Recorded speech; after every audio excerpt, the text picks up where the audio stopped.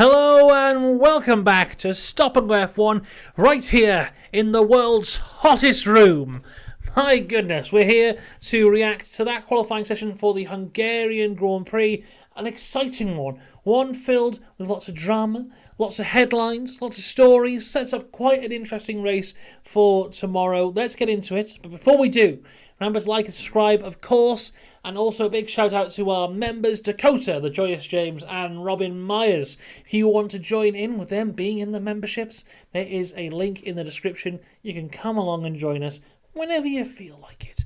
Right, with that being said, so we talk about that bloody qualifying, because it was a good one. We go to Q1 and rain is falling. Rain started falling at the end of the F2 sprint, and it didn't stop. But it's not enough rain to go on the intermediates, but it's enough just to scare people, just a little bit. There's more rain as well forecasted, so everyone's going out relatively early to make sure they get that lap in.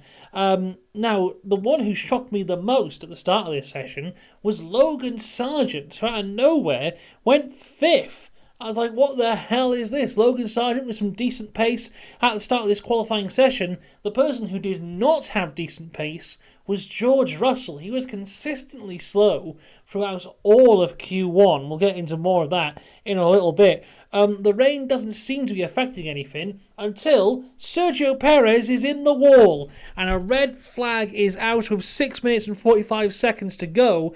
In quite a weird place as well. Just in like the middle of sector 2, I don't know the corner number, but just kind of loses it, completely spins into the wall. Now we talk a lot about the pressure that Sergio Perez is under at the minute, and I think this is his 4th or 5th Q1 exit in the last 7 race weekends. So yeah, not good for Sergio Perez.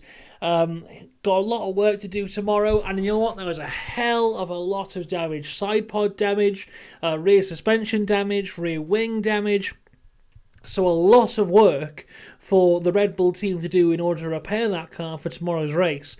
Now, we've been discussing a lot on this channel, and just in general, and I think a lot of people are discussing it about Sergio Perez, and will he be in the Red Bull after the summer break? And I have fallen on the side of no, he will not.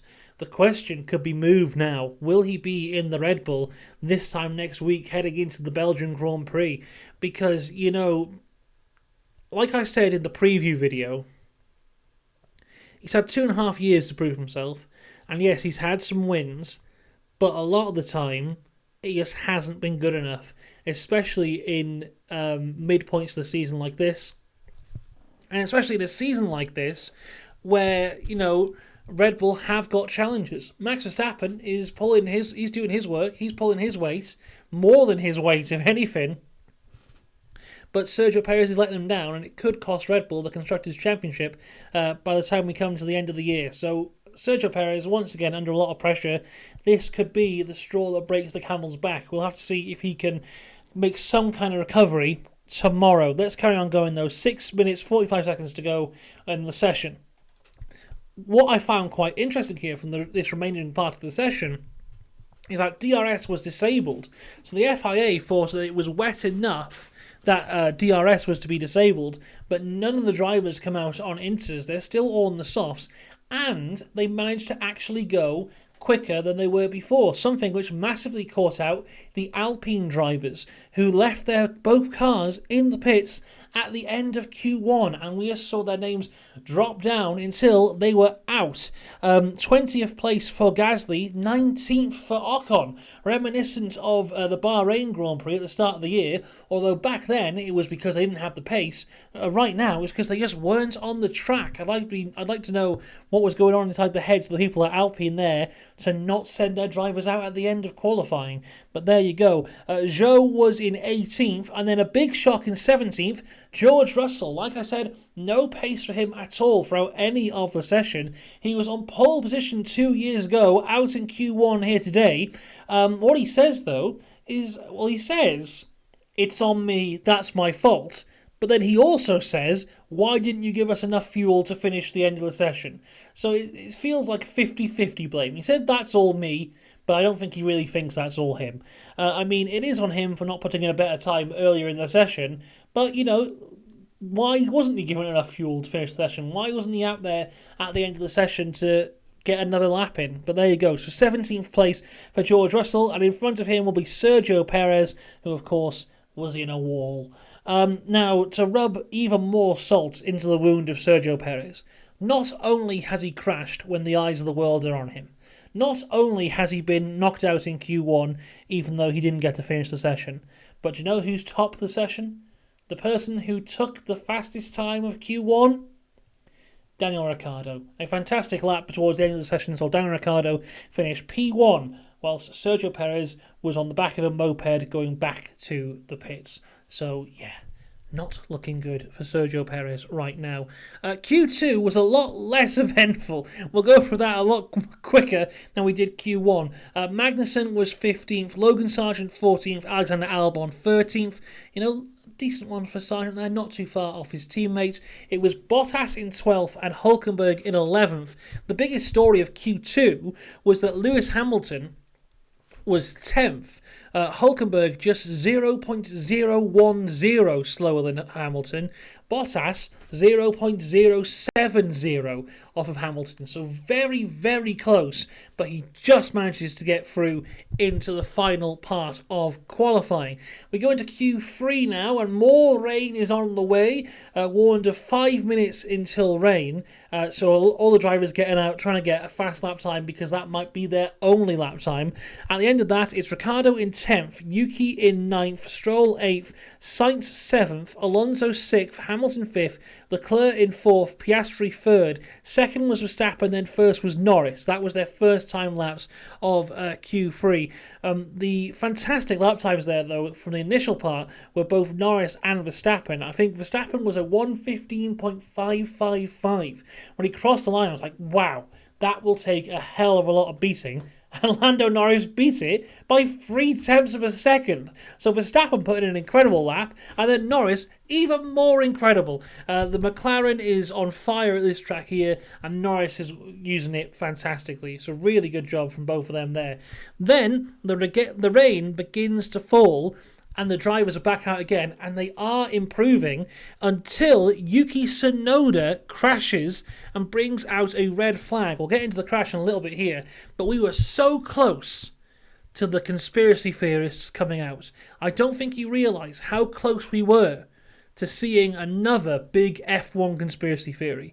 So Max Verstappen crosses the line, and he is 0.046 off Lando Norris's time, and just after he crosses the line, Yuki Tsunoda crashes and there's a red flag.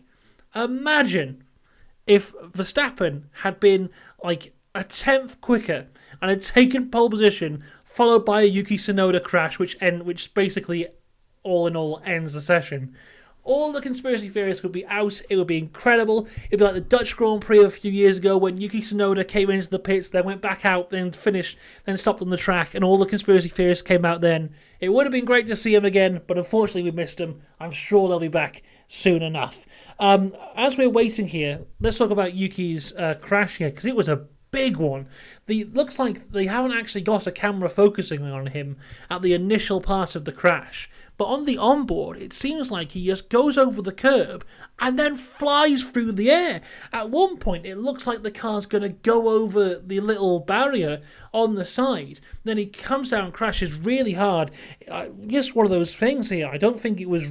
I mean, you could say it's driver error, but it looks like it happens in the blink of an eye. At one point, he's fine. The next point, he's not. Front right suspension completely broken off there. You could see how frustrated he was with himself as well. So, very disappointed Yuki Tsunoda at this point to be out of qualifying. We had like 2.5 minutes left of qualifying, and Max Verstappen is out of the car. He won't be taking part in the session anymore, as is Alonso. So you got Max, Alonso and Yuki, who are not competing anymore. Everyone else is queuing at the end of the pit lane. I didn't think they would all make it to set a new lap time, but they did.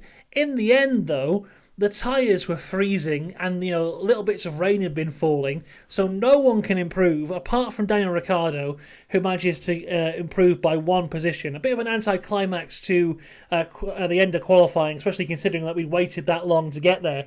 But in the end, it is Yuki Tsunoda in 10th, Ricciardo in 9th, Stroll is 8th, Alonso 7th, Leclerc 6th, Hamilton 5th, 4th is Sainz, Verstappen 3rd, then it is a McLaren front row lockout, Piastri in P2, Norris in P1, and just to show how close it was between the top three, right, so we have Norris in P1, Piastri is behind him by 0.022, then it is Verstappen 0.046. 0.046 separating the top three. Then Sainz in 4th is nearly half a second off. So those three guys really in a class of their own so far in qualifying this weekend. We'll have to wait and see how it affects the race pace, but looking good for McLaren thus far. Lando Norris takes his 3rd ever pole position. So very exciting for the race tomorrow. We're back tomorrow for all things Formula 3 and Formula 2 and Formula 1. If you watch the preview, I said in there that the Formula 1 will be a little bit later